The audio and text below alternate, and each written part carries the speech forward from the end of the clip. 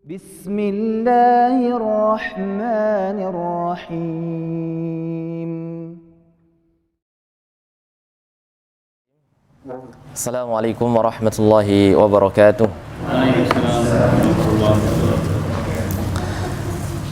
Alhamdulillahirabbil alamin wassalatu wassalamu ala sayyidil mursalin wa khatamin nabiyyin wa ala alihi wa ashabihi wa man sara ala nahjihi wa man istanna bisunnatihi ila yaumiddin. Qala Allah ta'ala fi kitabihil karim, a'udzu billahi minasyaitonir rajim. Ya ayyuhalladzina amanu taqullaha haqqa tuqatih wa la tamutunna illa wa antum muslimun. Amma ba'd, Allahumma anfa'na bima 'allamtana wa 'allimna ma yanfa'una wa zidna ilman. Amin. Pengurus Bosku dan Korlas yang dimuliakan Allah Subhanahu wa taala. Alhamdulillah, bersyukur kita kehadirat Allah Subhanahu wa taala di pagi hari ini. Kembali Allah izinkan, kembali Allah mudahkan kita untuk bisa melangkahkan kaki menuju tempat yang mulia ini, di musalla atau di majlis ilmu. Mudah-mudahan Allah Subhanahu wa taala senantiasa meridhai apa yang kita lakukan terutama di pagi hari ini, dan mudah-mudahan dari pertemuan yang kita atau dari kitab yang kita kaji nanti ada ilmu yang bermanfaat bagi kita semuanya. Amin. Salawat ma'assalam semoga senantiasa tercurah limpah kepada suri teladan kita, kepada junjungan kita, kepada Nabi akhir zaman, Nabi yang pertama kali membuka pintu surga, Nabi yang begitu rindu kepada kita semuanya, tidak lain dan tidak bukan Nabi Muhammad sallallahu alaihi wasallam. Mudah-mudahan selawat salam juga tercurah kepada keluarga beliau, sahabat beliau, dan orang-orang yang mengikuti jalan beliau. Dan mudah-mudahan juga kita yang hadir dan keluarga termasuk orang yang senantiasa mengikuti jalan beliau. Amin ya rabbal alamin.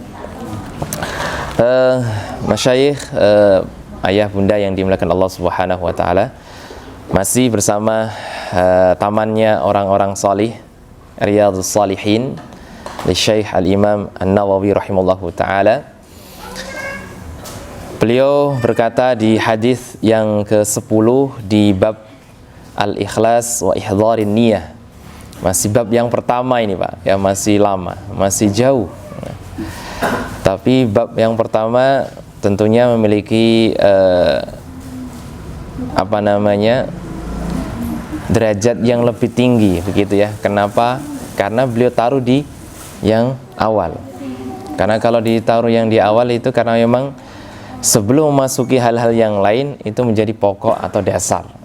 Dan memang benar, karena di bab pertama itu bahasanya adalah ikhlas dan niat. Sebelum ke bab yang lain, ikhlas dan niat atau ikhlas dan niat yang baik itu harus selesai dulu lah, begitu, sebelum masuki bab berikutnya. Wa an Abi Hurairah radhiyallahu taala anhu qala, dari Abu Hurairah,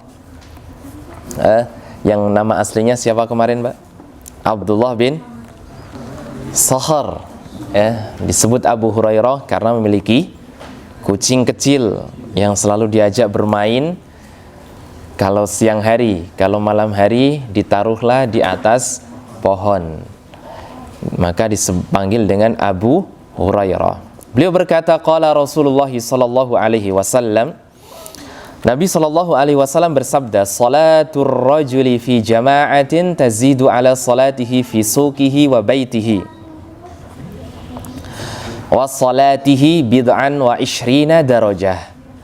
Salatnya seseorang di dalam jamaah tazidu ala salatihi itu lebih daripada salatnya fi suqihi, di pasarnya, wa fi baitihi, di rumahnya, wa salatihi, di musola rumahnya, maksudnya ini ya, bid'an wa ishrina darajah, melebihi apa? Melebihi derajatnya, yaitu sekitar 20-an derajat. Karena kata bid'an, ba, dhad, ain, itu berarti angka dari 3 sampai 9. Itu namanya bid'an, Pak ya. Bukan bid'ah ya. Pakai dhad, bukan pakai dal. ba, wad, ain. Berarti angka dari 3 sampai 9. Di hadis ini disebutkan begitu. Meskipun nanti di hadis yang lain disebutkan 25, disebutkan 27 derajat. Kalau di sini sekitar 20-an derajat. Ya, bahkan mungkin bisa 29 karena bid'an itu angka dari 3 sampai 9. Wa dzalika anna ahadahum idza tawaddaa fa ahsana al-wudu.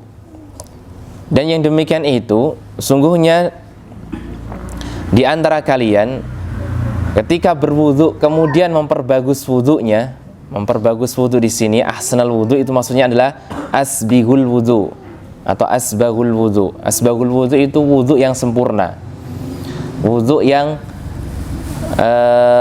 berhati-hati, itu namanya asbahul wudu. Ya. Misal kalau membasuh tangan kan sampai siku-siku, ya dilebihkan sedikit, itu namanya asbihul wudu, ya asbahul wudu atau ahsanal wudu. Kemudian selain menjaga anggota wudu, dia melaksanakan kesunahan-kesunahan wudu. Kesunahan wudu itu ya misal berkumur, ya,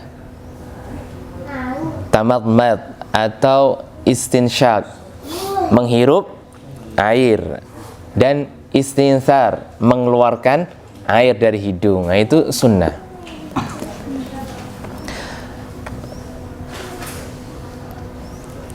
Kita lanjutkan. Summa atal masjida la yuridu illa shalah. Kemudian dia datang ke masjid tidak menginginkan sesuatu ketika datang masjid illa shalah, kecuali salat.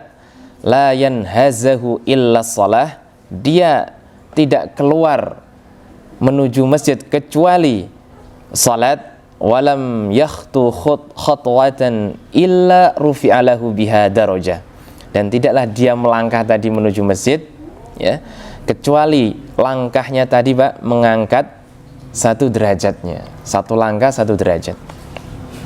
Wa hutta anhu biha khati'ah, dan 1 langkah menghapuskan kesalahan 1 derajat. Hatta yadkhulal masjid, sampai dia masuk masjid.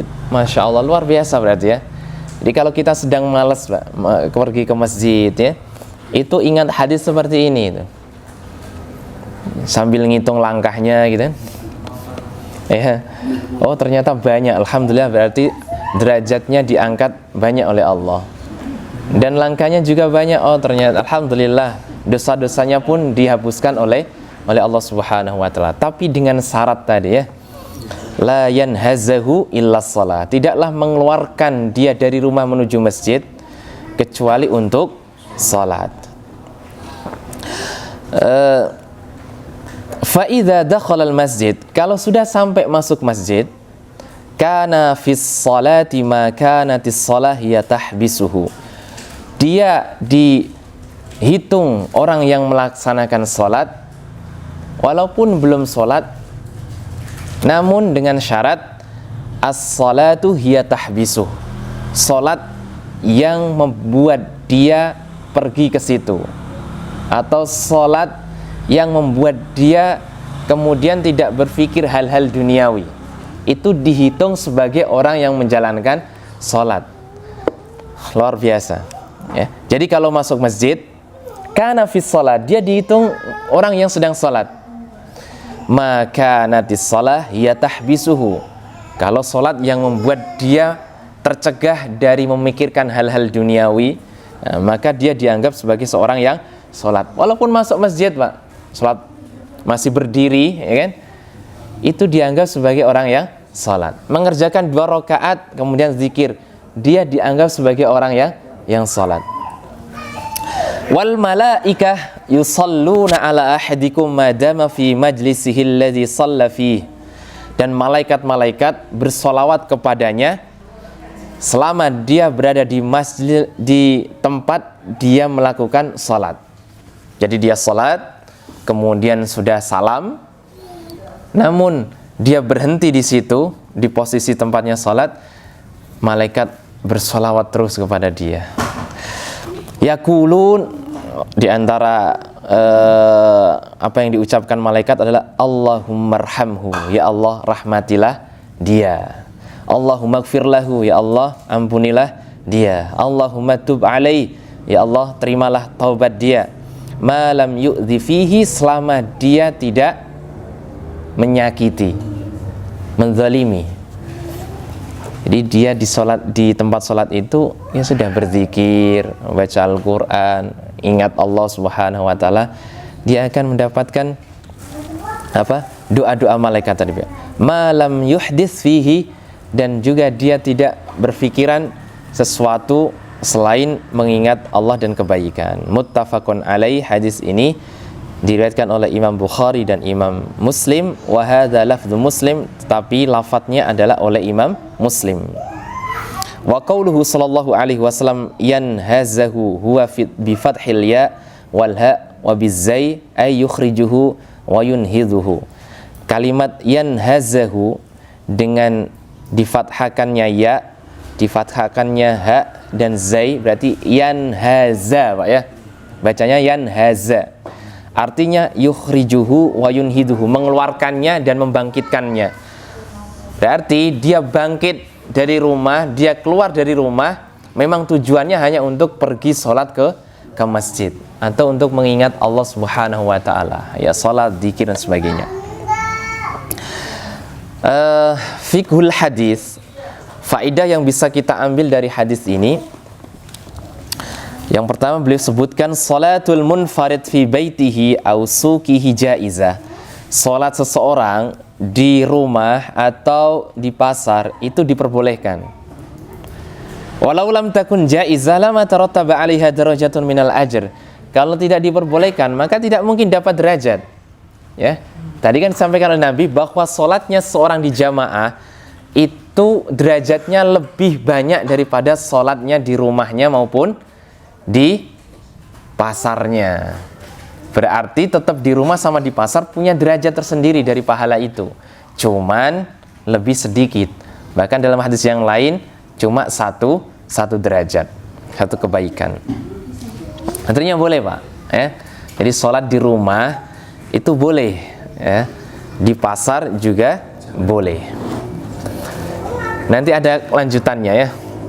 Kemudian faedah berikutnya yang bisa kita ambil dari hadis ini adalah as-salatu fi masjidis suq masyru'atun wa in jazatis salat fihi furada kana aula an yattakhidha masjidan lil jamaah. Salat di masjid pasar juga disyariatkan. Misal di pasar ada masjid, boleh Pak salat di situ. Ya. Daripada dia salat sendirian, ya lebih baik dia, lebih mulia aula an yattakhidha masjidan lil jamaah, lebih mulia dia untuk salat di masjid secara berjamaah. Itu maksudnya hadis tadi ya. Jadi salat di masjid pasar ya masyru'ah, enggak apa-apa, tetap di syariah diperbolehkan. Maksudnya masjid yang ada di pasar. Paham Pak ya? Ya. Musola pasar. Gimana Pak? Iya. Masyru' tidak mengapa meskipun dia di pasar, gitu ya. Karena tadi Nabi menyebutkan pasar ya. Kemudian faedah berikutnya, salatul jamaah afdhalu min salatil fardi bi bid'in wa 20 darajah. Salat jamaah itu lebih baik daripada salat sendirian karena dia memiliki 20-an derajat lebih daripada salat sendirian. 20-an derajat. Wa hadhihi al-afdhaliyah la tufidul istihbab faqat kama tawahhama ba'duhum. Nah, ini keterangan berikutnya dari pensyarah ini. Keafdhalian di sini kan tadi berbicara tentang afdhalnya salat berjamaah Pak ya. Itu bukan terus kemudian sifatnya adalah sunnah atau anjuran saja, sebagaimana prasangka sebagian ulama, beliau mengatakan begitu. Walakin tufidul wujub, tetapi jamaah di sini itu bahkan sifatnya adalah wajib, bukannya sekedar istihbab, dianjurkan atau sunnah, bukan. Ini menurut pendapat beliau. Karena beliau pensyarah kitab ini, Syekh Abu Usama Salim bin Aid Al-Hilali, ini mazhabnya adalah Hambali, ya.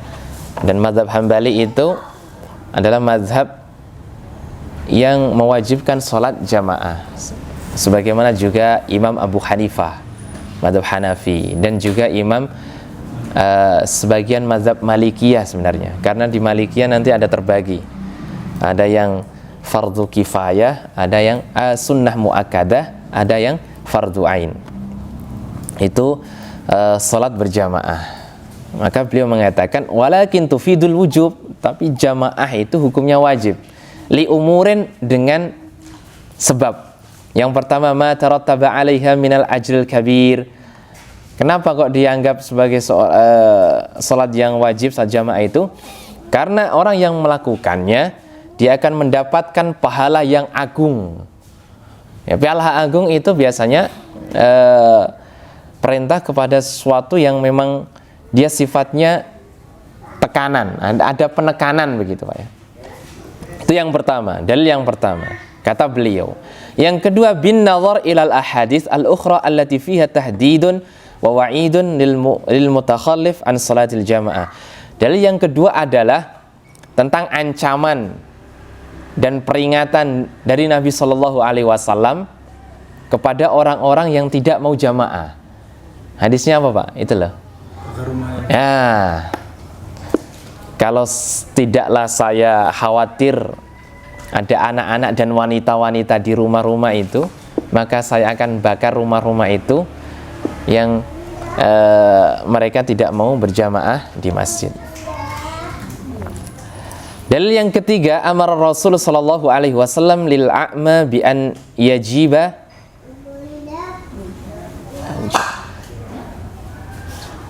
bi an yujiban nida idza sami'ahu. Ajaba yujibu bi an yujiban nida idza sami'ahu. Dalil yang ketiga adalah Nabi sallallahu alaihi wasallam pernah memerintahkan kepada seorang buta. Siapa itu? Abdullah ibnu Ummi Maktum. Seorang buta, beliau pernah datang kepada Nabi Shallallahu Alaihi Wasallam. Dia bertanya begini, ya Rasulullah, saya ini seorang buta, dan tidak ada orang yang mengantarkanku. Saya seorang buta, saya nggak bisa melihat, nggak ada orang yang bisa mengantarkanku ke masjid.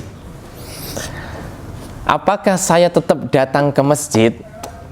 Kata Nabi Shallallahu Alaihi Wasallam, tidak, tidak. Karena kamu buta dan nggak bisa atau nggak ada yang mengantarkanmu ke masjid.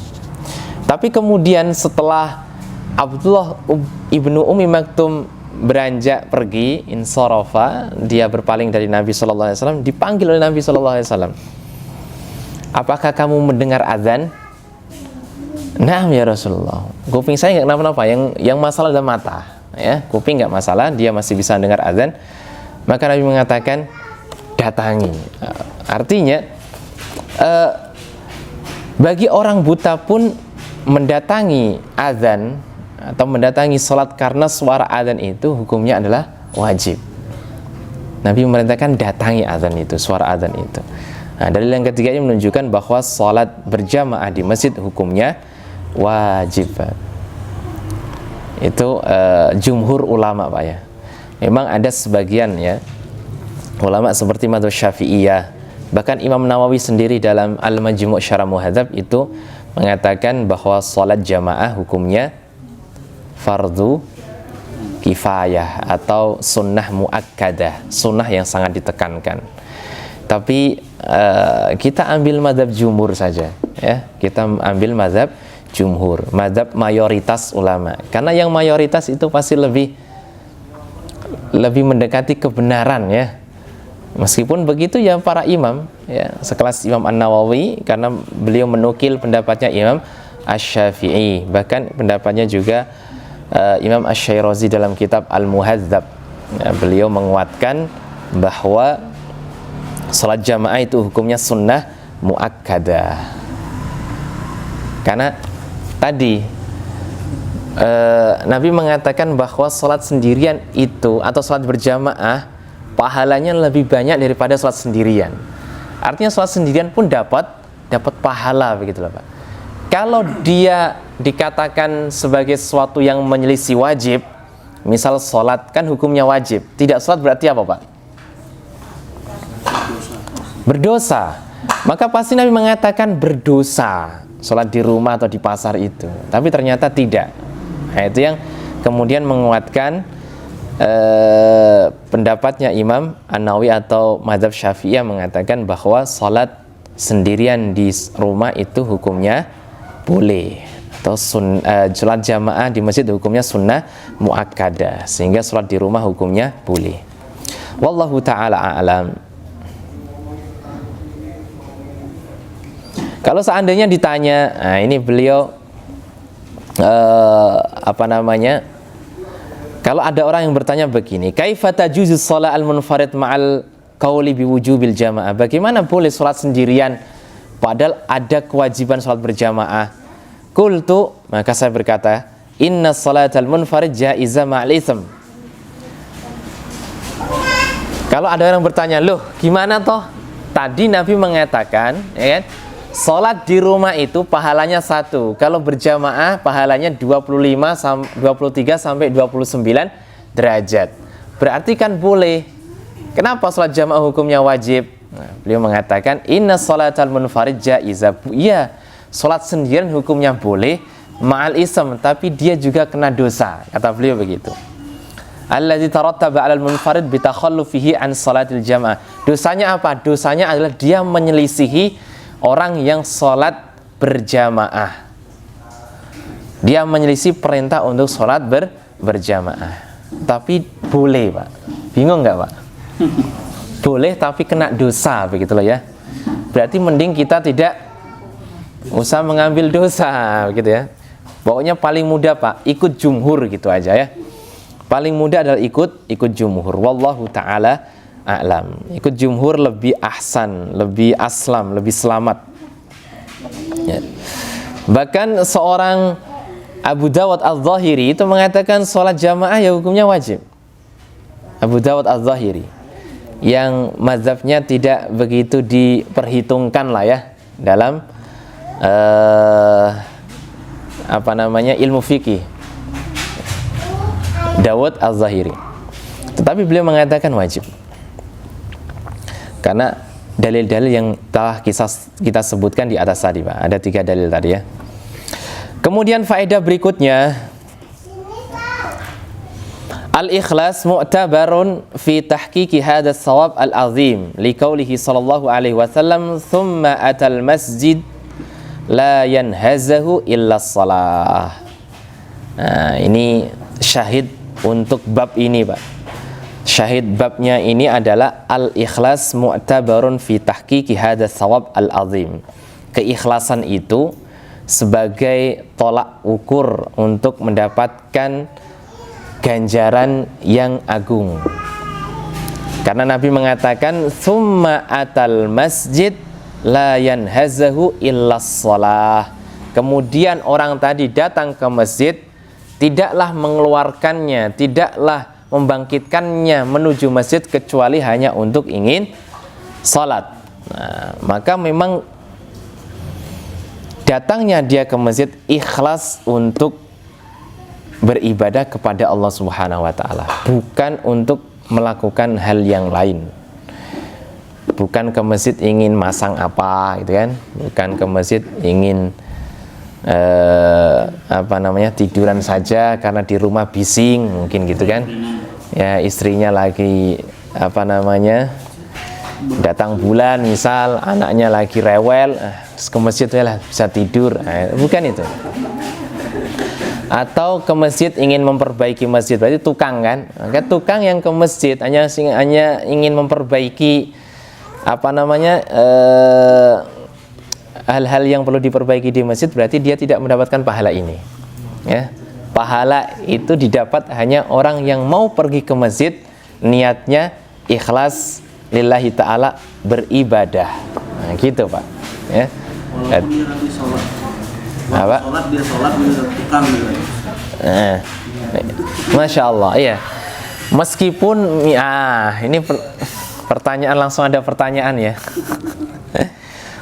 Bagaimana kalau tadi tukang, ya kan, ingin memperbaiki di masjid, kemudian sebelum mengerjakan apa yang memang jadi tugasnya, dia sholat sunnah dulu.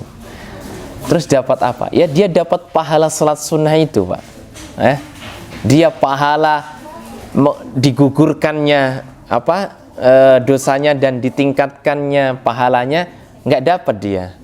Karena niatnya dari rumah ke sini hanyalah memperbaiki masjid. Tapi dia dapat pahala melaksanakan sholat, gitu ya. Dia tidak mendapatkan pahala yang tadi karena niat di awal, karena jalan tadi itu kan dihitung pahala karena dia sudah niat dari rumah, Pak. Ya. Naik motor, ya, wallahu a'lam, Pak ya. Besok kita lihat di catatan amal kita, Pak. Iya, Masya Allah. Ya kira-kira lah Pak, dihitung lah ya. Kira-kira dihitung begitu. Gitu Pak Ferdi ya. Dia dapat pahala Pak. Allah tidak mungkin menyia-nyiakan amal seseorang ya. Dia dapat pahala melaksanakan sholat sunnah ya. Tapi derajatnya tadi Pak ya. Makanya kalau jenengan tadi kesini Pak, ya Masya Allah diniatkan untuk melakukan ibadah Pak. Insya Allah mudah-mudahan dapat juga. Karena ya, salat itu adalah tujuannya adalah ibadah juga. Wallahu ta'ala. Mudah-mudahan bisa dikiaskan seperti itu. Kemudian faedah berikutnya, min wadhaifil malaika ad-du'a lil mu'minin wal istighfar lahum. Di antara tugas para malaikat itu adalah mendoakan orang-orang mukmin dan memintakan ampun kepada mereka. Kama fi qaulihi ta'ala, sebagaimana firman Allah, sebelum firman Allah tadi kan di hadis tadi, kalau orang itu niat pergi ke masjid untuk melakukan ibadah, kemudian dia masuk masjid, sudah dihitung sholat sampai dia keluar masjid. Selama di masjid dia hanya ingat kepada Allah Subhanahu wa ta'ala, tidak memikirkan hal-hal duniawi. Bukan kemudian janjian sama klien di masjid ngomong bisnis, la ilaha, enggak dapat Pak ya. Boleh nggak? Boleh, tapi nggak dapat pahala ini gitu loh ya. Boleh. Ngomong dunia di masjid, ya kurang ahsan ya kan, kurang ahsan. Apalagi kalau jual beli, bahkan tidak mendapatkan keberkahan Pak. Jadi jangan jual beli di masjid ya. Ini termasuk masjid loh Bu ya. Kan masjid makan lis sujud, musalla makan lis shalah. Ya, tempat untuk sujud dan tempat untuk sholat. Meskipun di Timur Tengah musalla itu bukan tempat untuk sholat fardu. Musalla itu tempat untuk sholat jenazah. Jadi kalau jenengan pergi ke Timur Tengah itu, kalau ada kuburan itu, sebelum kuburan itu biasanya ada tanah agak lapang. Nah, di situ disebut musalla karena mau dijadikan tempat untuk mensolati mayit yang akan dikubur. Tapi kalau ini namanya musalla ya kan. Jadi masjid kecil di Indonesia itu namanya musalla. Antum ke tempat tidak musalla namanya. Musalla itu tempat untuk sholat jenazah, namanya musalla. Sholat boleh dilanggar ya. Langgar maksudnya musalla kan? Iya. Masya Allah. Taib. Nah, dan itu bersesuaian Pak ya dengan firman Allah dalam surah Ghafir ayat 7 sampai 9. A'udzubillahi minasyaitonir rajim. Alladzina yahmiluna al-'arsya wa man hawlahu yusabbihuna bihamdi rabbihim wa yu'minuna bih wa yastaghfiruna lilladzina amanu rabbana wasi'ta kulla syai'ir rahmatan wa ilma faghfir lilladzina tabu wattaba'u sabilaka wa qihim adzabal jahim. Alladzina yahmiluna al-'arsya, malaikat-malaikat yang memikul arasy. Jadi arasy-nya Allah itu dipikul oleh para malaikat Pak. Jumlahnya ada berapa Pak? Berapa Ustaz? 8 kan ya, yang memikul arasy itu kan? Wa man haulahu, dan malaikat-malaikat yang sekitar aras itu yusabbihuna bihamdi rabbihim, selalu mensucikan Allah dengan memuji Allah, wa yu'minuna bih, dan beriman kepada Allah, wa yastaghfiruna lilladzina amanu, dan memintakan ampun bagi orang-orang yang beriman. Jadi di antara tugas malaikat itu memintakan ampun bagi orang-orang beriman, Pak. Jadi kita sangat dimuliakan oleh Allah ya. Bahkan salah satu fungsi diciptakannya malaikat itu memintakan ampun untuk kita, Pak. Apa yang nggak enak itu ya? Apa nggak mulia kita sebagai hambanya Allah Subhanahu wa ta'ala. Rabbana wasi'ta kulla syai'in rahmatan wa ilma. Malaikat berdoa begini, Rabbana, ya Rabb kami, wasi'ta kulla syai'in, amat luas rahmat dan ilmumu ya Allah, faghfir lilladzina tabu, ampunilah orang-orang yang telah bertaubat, wattaba'u sabilaka, dan mereka yang mengikuti jalanmu, waqihim adzabal jahim, dan cegahlah mereka dari azab neraka jahim. Belum selesai, masih berdoa di ayat ke-8, Rabbana wa adkhilhum jannati adn, ya Rabb, masukkanlah mereka ke surga Aden ya, allati wa'adtahum, yang telah engkau janjikan kepada mereka, wa man salaha min abaihim, dan juga orang-orang yang soleh dari bapak-bapak mereka, wa azwajihim, dari pasangan-pasangan mereka, wa dzurriyyatihim, dari anak cucu mereka, innaka antal azizul hakim, sungguhnya engkau adalah zat yang maha kuasa lagi maha bijaksana. Subhanallah, indah Pak ya. Jadi selain kita yang memang sudah beriman kepada Allah dan bertaubat, bapak-bapak kita, pasangan-pasangan, dan anak-anak cucu kita itu nanti juga akan dimasukkan bersama kita. Jadi indah sekali ibadah keluarga itu, luar biasa ya. Ini berarti kan menyangkut keluarga Pak ya. Dan ibadah keluarga itu tidak ada batasannya. Ibadah yang lain itu ada batasannya Pak. Ibadah haji ada batasannya, tanggal berapa Pak? Ya, 8 sampai 10 Zulhijjah. Ibadah salat batasannya apa? Dari takbir sampai taslim. Ibadah puasa dari sahur sampai berbuka. Ibadah apa lagi? Ibadah korban tanggal 10 sampai 13 Zulhijjah ya. Semua ibadah itu ada batasannya kecuali satu, ibadah berkeluarga.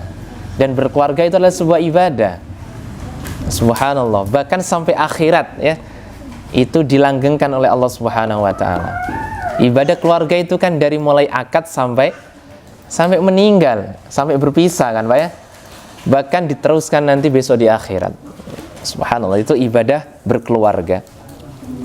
Maka itu kadang kita semangati itu Pak, yang ustadz-ustadzah yang masih sendirian itu kan, atau teman-teman yang masih sendirian, semangati. Karena itu ibadah yang langgeng, nggak ada batasannya. Batasannya adalah dimatikan oleh Allah. Bahkan nanti dilanjutkan di akhirat.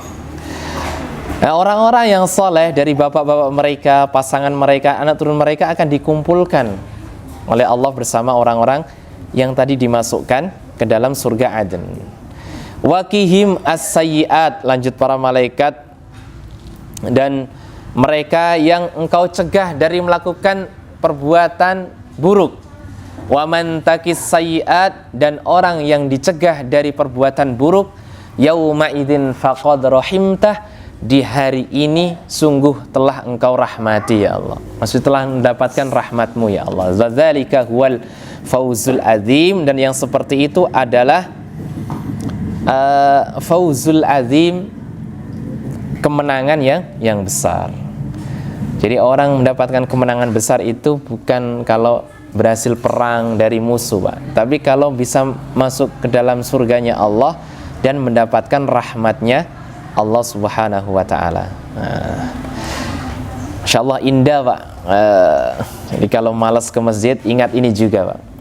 Malaikat selalu mendoakan kita, bersolawat bahkan ya tadi ya, di hadis yang ke-10 tadi, disolawati kita, Allahumma sholli li fulan dan Allahumma gfir li fulan, Allahumma arham li fulan, Allahumma ktub li fulan.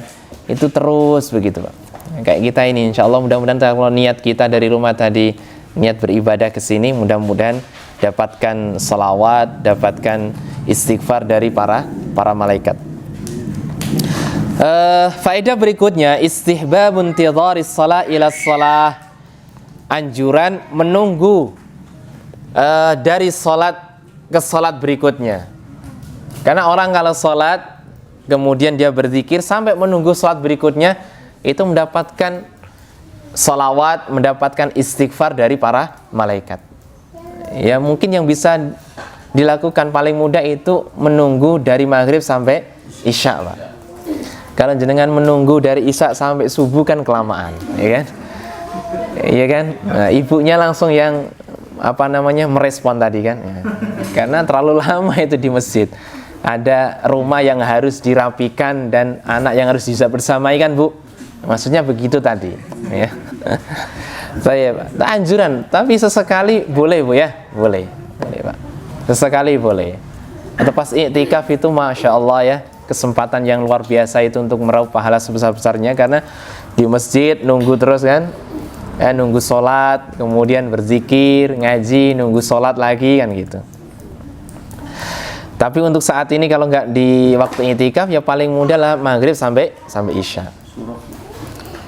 Boleh ya, syuruk dari subuh sampai syuruk bisa Pak ya, karena sholat ke sholat, tidak harus sholat wajib ke sholat wajib, tapi sholat wajib ke sholat sunnah bisa.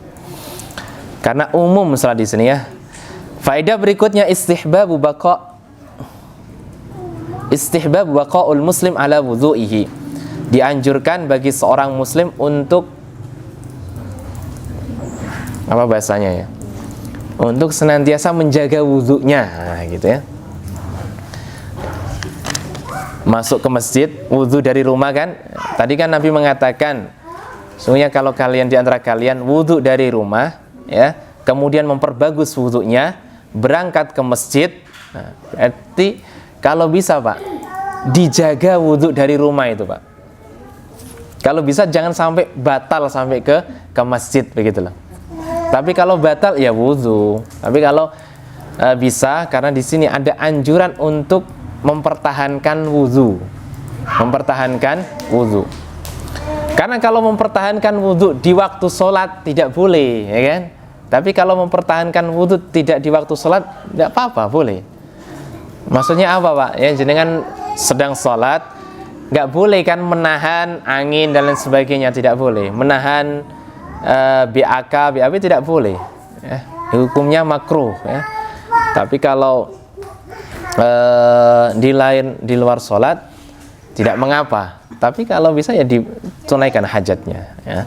Tapi ada anjuran itu Pak untuk selalu menjaga wudhu. Ya kalau batal ya sudah wudhu lagi gitu ya. Batal wudhu lagi. Nah, itu faedah yang terakhir. Wallahu ta'ala a'lam. Itu yang mungkin bisa kita pelajari di kesempatan kali ini. Mudah-mudahan bermanfaat. Kita buka diskusi. Fal yatafadzal mashkura ma'jura. Monggo Pak. Silakan bertanya. Ya, bagus.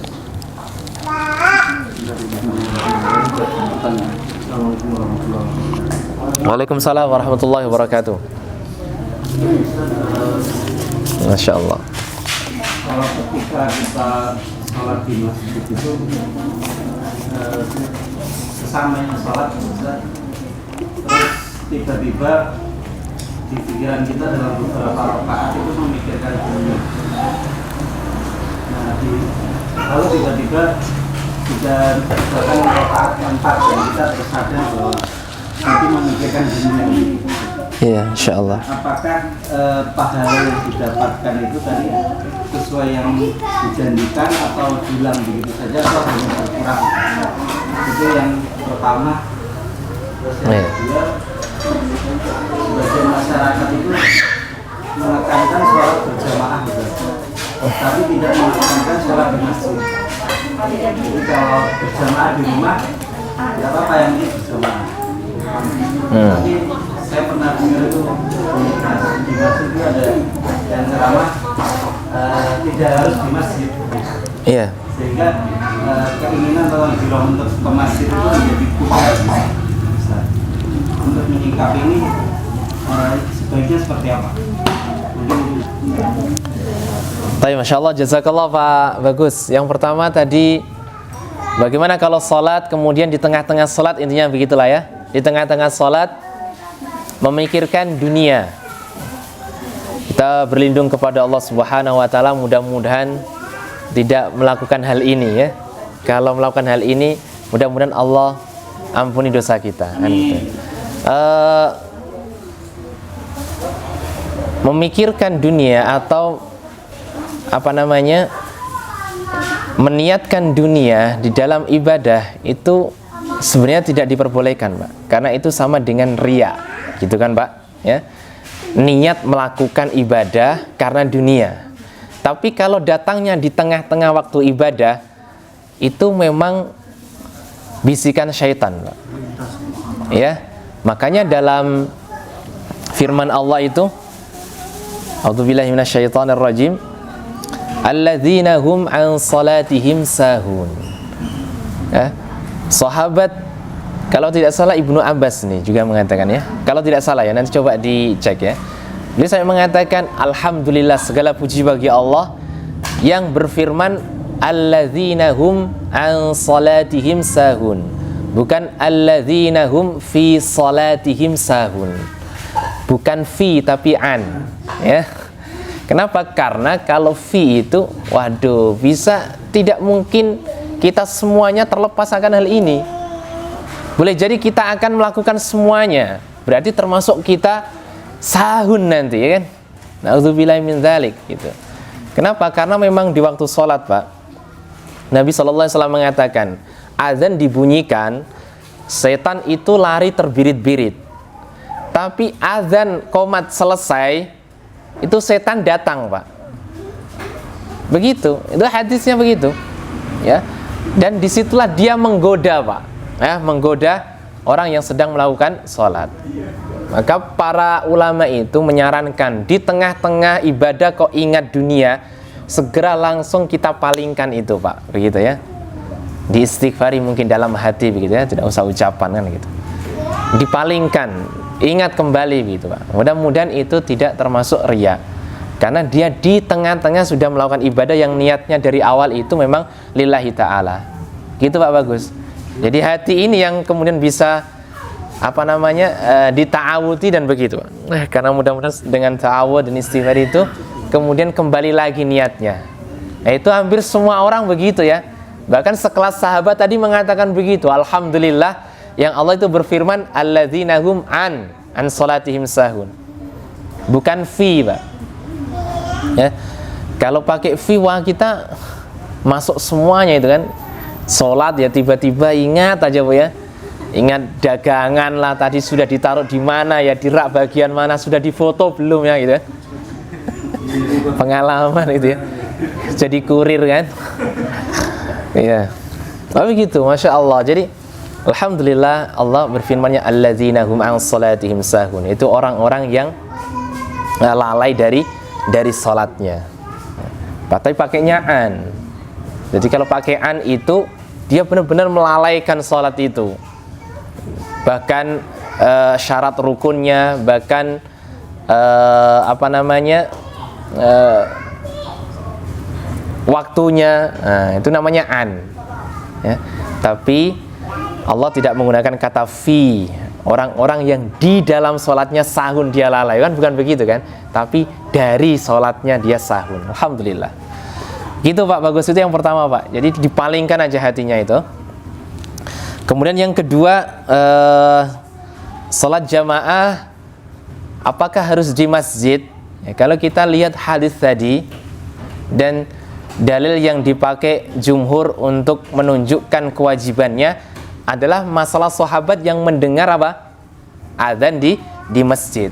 Maka memang sholat jamaah itu seyogyanya di tempat ibadah, Pak, yang sudah ditentukan dalam muslimin itu, yaitu musola atau masjid. Kalau begitu, kalau pendapat tadi dibenarkan dan itu disampaikan ke khalayak ramai, bahaya. Karena orang sekarang itu, mohon maaf, orang-orang yang rumahnya besar itu, dia buat masjid di rumah, dia buat musola di rumah. Saya ingat jadi dosen saya dulu itu kan, Dr. Musli Abdul Karim, kalau mungkin ada yang kenal, dosen tafsir saya. Beliau mengatakan, kadang beliau tanya, Pak, itu yang buat kita malu, sholat subuhnya tadi di mana gitu. Sekelas dosen itu tanyanya ke mahasiswa, sholat subuhnya di mana, itu kan ya malu gitu kan kalau nggak sholat di masjid gitu kan gitu. Tapi kalau kemudian sholat di masjid gara-gara nanti takut ditanya itu, kok ya nanti niatnya berubah gitu kan. Gitu. Tapi Masya Allah, tapi dengan tanya begitu itu luar biasa, membuat kita semangat nanti sholatnya di masjid. Dosen tanya, ini kita mahasiswa loh, orang Ustaz tanya, Wak, sholat subuhnya di mana? Wah, itu kan subhanallah. Ada yang mengatakan di musola, Ustaz, ya, kan? Tapi beliau langsung tahu musola rumah atau musola mana gitu. Gitu. Barangkali dia jawab masjid, tapi hatinya masjid rumah, gitu kan. Musola rumah, gitu. Maka yang benar, Pak, adalah musola masjid, Pak, atau musola masjid. Musola seperti ini bangunan yang memang sudah dibuat di luar, gitu ya, atau masjid, bukan di dalam rumah, Pak. Nah, kalau menyikapi akan hal itu ya harus disampaikan. Kalau hal ini dilakukan, ya orang-orang nanti buat sendiri di rumah dan tidak ada ibadah secara berjamaah, paling jamaahnya dengan keluarganya, kan begitu. Gitu, Pak. Allahu taala alam. Ya, tidak benar sebenarnya perkataan seperti itu, ya. Karena nanti bisa diakal-akali tadi. Musola rumah, masjid rumah. Musola pasar, masjid pasar. Makanya sholat di masjid yang dijamaah itu lebih mulia daripada sholat di masjid pasar tadi, Pak. Saya sampaikan kan, meskipun boleh, gitu ya, tetap masyru', gitu ya, tetap disyariatkan. Wallahu ta'ala alam. Ini ya. Assalamualaikum warahmatullahi wabarakatuh. Ustaz bertanya, jika seorang musafir pada waktu sholat Jumat, qadarullah cuaca hujan deras, badai, wah ini semuanya ya, tidak ada payung, wah lengkap lagi. Jalan masuk ke arah masjid ditutup, wah becek, licin, bisa gitu kan? Sebaiknya seperti apa, Ustaz? Apakah boleh tidak sholat Jumat? Masya Allah. Ini pertanyaan ibu-ibu atau bapak-bapak? Oh, ibu-ibu. Ibu-ibu tidak wajib sholat Jumat. Kalau pertanyaan ibu-ibu kan gitu ya. Mewakili suaminya, boleh ya. Tapi yang pertama itu, ibu-ibu tidak wajib sholat Jumat. Sholat Jumat boleh nggak? Boleh, tapi tidak wajib. Bukan hanya sholat Jumat, sholat wajib pun yang menjadi sebab dia diperbolehkan tidak melakukan berjamaah itu karena salah satunya adalah hujan, Bu. Hujan yang membuat para ulama menerangkan al-muballal lis-saub, katanya gitu ya. Jadi membuat baju itu basah kuyup. Tapi kalau hujan rintik-rintik, Pak, itu bukan rukhsah ya. Jadi hujannya harus dipahami. Hujan kalau jenengan keluar basah kuyup ya. Jadi bajunya itu muballal ya, jadi dia basah. Itu menjadi rukhsah atau jalan licin. Ya.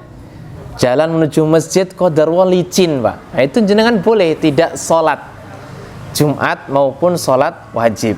Apalagi ada badai, ada erupsi misal dan sebagainya, boleh ya, rukhsah itu, rukhsah ya. Rukhsah untuk bisa sholat di rumah, Bu. Hujan deras. Kayak kemarin teman-teman itu waktu hari Jumat pada tanya, Ustaz, kita minta fatwa, saya bukan mufti, saya bilang gitu kan. Ini kalau kita ke masjid deras sekali, pernah Pak ya, pernah hari Jumat pokoknya deras sekali. Saya bilang aja sama guru-guru ya, termasuk rukhsah tidak melakukan sholat jamaah itu adalah hujan dan juga jalan licin, apalagi masjid ditutup, gitu kan. Nah itu rukhsah berikutnya. Terus mau Jumatan di mana masjid ditutup, Pak? Di atapnya kan nggak mungkin ya. Maka boleh, silakan Tak lah, Ustadz mau kemana? Saya tetap mau ke masjid. Akhirnya ke masjid semuanya.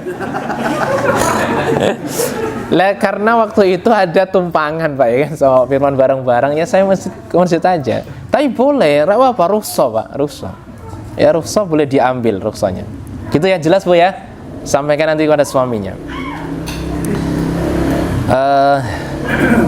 Jika membayar preloved preloved di dalam masjid, apakah boleh Ustadz?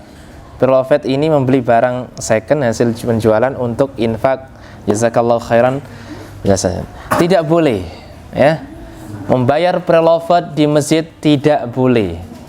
Karena masjid atau mushola itu dilarang jual dan beli, Bu. Ya. Transaksi itu termasuk sesuatu yang menghalalkan atau syarat apa namanya Pak? Transaksi itu kan syarat sahnya jual beli kan?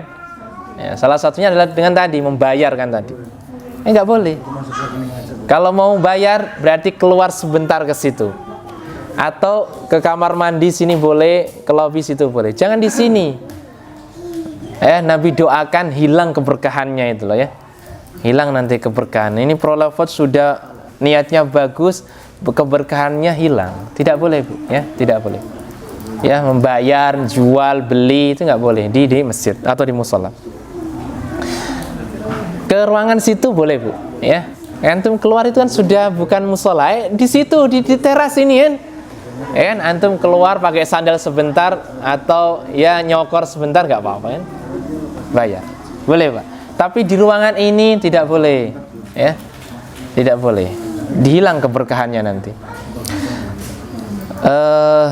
Itu wallahu taala alam. Ada lagi Pak, kita diskusi Pak, diskusi. Mau ada minta penegasan terkait dengan batas masjid bisa. Iya. Contoh misalnya di Masjid UGM ya, itu kan kalau Jumatan kan ada jualan, entah buku, entah apa. Nah itu lokasi yang disebut masjid itu kawasan masjid. Di dalam pagar masjid. Apa gimana? Apa tempat yang buat sholatnya saja ini? Iya. Jazakallah Pak. Sebenarnya masjid itu kalau kita membuka kitab fikih ya, dia itu harus al-bunyan di tanah mauqufah, fi ardin mauqufah. Sebenarnya itu yang pertama. Bangunan di atas tanah wakaf. Jadi kalau nggak di atas tanah wakaf itu para ulama mengatakan bahwa itu bukan masjid. Begitu. Itu kalau kita mau mengacu ke fikih ya, sampai pengertian ulama itu dia harus di tanah wakaf itu. Tapi itu Pak, nanti kemudian ya tetap ada sebagian ulama yang tidak harus tanah wakaf gitu. Terus kemudian di mana yang dikatakan masjid itu? Ya tempat yang bisa dilakukan atau tempat yang disebut masjid Pak. Jadi apa namanya? Misal ini bangunan, ini musola masjid. Di depan ada teras masjid, ya itu masuk masjid. Ya. Maka kalau ada orang jualan itu ya di luarnya Pak, di luarnya. Masjid UGM saya sekali kenal ke sana, gede sekali masjidnya kan. Lorong di mana Pak? Jalan yang kanan kirinya kan dipakai jualan. Itu kan bukan tempat untuk dilaksanakan ibadah kan? Kalau sampai situ juga. Iya, iya sama. Kalau di masjid manapun kalau meludak ya sampai jalan pun dipakai. Ya nggak masalah Pak, tidak masalah. Nah di lorong itu bukan masjid kan? Itu boleh di situ itu. Atau kalau mau lebih aman lagi di pas agak dekat kamar mandi itu kan? Atau di jalan di taman itu kan gitu. Itu masjid kok segitu banyaknya, segede-gedenya itu yang sholat berapa shaf Pak? Dua ya? Sampai luar? Itu masjid ya Allah gedenya itu, terus apa menaranya itu berapa miliar itu? Kalau itikaf tidak recommended. Ya, Masya Allah. Oke, gitu Pak ya. Tempat yang dijadikan sholat Pak, sholat terasnya sebagainya. Ya, lorong itu kan jalan kan, menuju masjid kan, bukan masjid itu kan? Ya, bukan. Wallahu taala alam. Lebih aman lagi di kamar mandi tadi itu kan ada kan, atau di tamannya itu. Wallahu ta'ala alam, hanya Allah yang tahu kebenarannya. Itu Pak. Dan semua tadi jamaah sekalian, sholat di masjid itu hanya khusus laki-laki, perempuan hukumnya apa Pak? Sholat di masjid hukumnya apa? Sholat perempuan di masjid sunnah, wajib, makruh, haram, mubah, apa Bu? Loh, ini kok nggak ditanyakan ya? Apa Pak? Hukumnya wanita sholat di masjid apa? Mubah ya. Perempuan itu sholat di masjid itu hukumnya mubah, boleh. Bahkan Nabi Shallallahu Alaihi Wasallam mengatakan, jangan kalian cegah wanita-wanita sholat di masjid. Tapi nggak selesai hadisnya di situ. Nabi melanjutkan, sebaik-baik sholatnya perempuan di rumahnya. Indah ya perkataan Nabi itu. Jangan kalian cegah wanita kalian sholat di masjid, dan sebaik-baik sholatnya wanita adalah di rumah. Terus milih yang mana itu kan? Milih yang rumah dekat masjid. Maksudnya artinya sholat di masjid itu tidak mengapa bagi seorang perempuan. Tapi kalau mau cari yang afdoliyahnya adalah di rumah. Di rumah yang paling afdol di mana? Di kamar. Kamar yang mana? Yang paling tersembunyi. Itu sholatnya wanita. Karena ya begitulah Pak. Ya wanita memang harus selalu di tempat yang tersembunyi. Wallahu ta'ala alam. Mudah-mudahan ada ilmu yang bisa kita ambil, yang dengan ilmu tersebut kita bisa amalkan, karena tidak menarik kalau ilmu hanya sekedar jadi pengetahuan tanpa adanya amal. Itu wallahu ta'ala alam. Assalamualaikum warahmatullahi wabarakatuh.